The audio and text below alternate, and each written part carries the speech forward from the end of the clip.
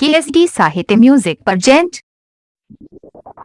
Mix बार Pallavi recording studio मठिया मोड़। हुई न थकान नहीं रास्ता बुझाई बज खेला तो देवा घर चल जाई। KSD साहित्य म्यूजिक बाबा करी है कृपा नहीं पौआ दुखाई बज खेला तो देवा घर चल जाई।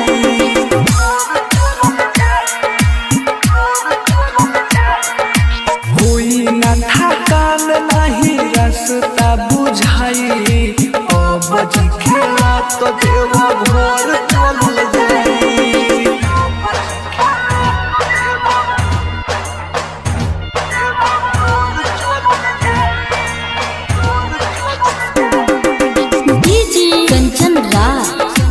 KSD साहित्य म्यूजिक नीम चौक चौसीमा वैशाली।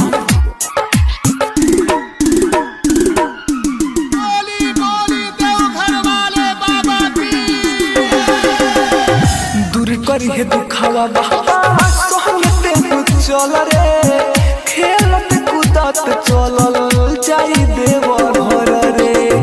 दूर करी है दुखावा बाबा सोहते चल रे खेलत कूदत चलल जाई देव घर रे।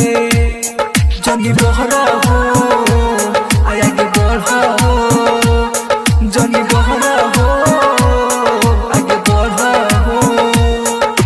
कृपा करी हे बाबा सुखवा घरे तुहरो आई बज खेला तो देवा घर चल जाई। हुई न थकान नहीं रास्ता बुझाई बज खेला तो देवा घर चल जाई। मिक्स बार पल्लवी रिकॉर्डिंग स्टूडियो मठिया मोड़। कंचन राज KSD साहित्य म्यूजिक नीम चौक चौसीमा वैशाली।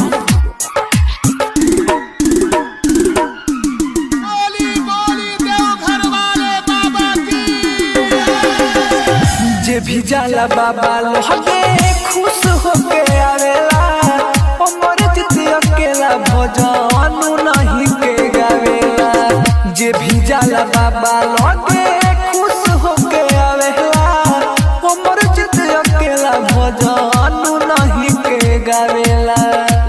हो बाटे महिमा महान झूठ सारा जहान हो बाटे महिमा महान झूठ सारा जहान।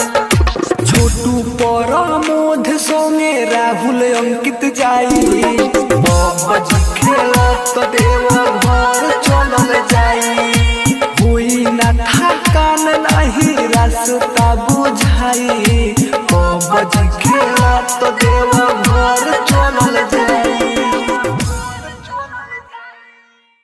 KSD साहित्य म्यूजिक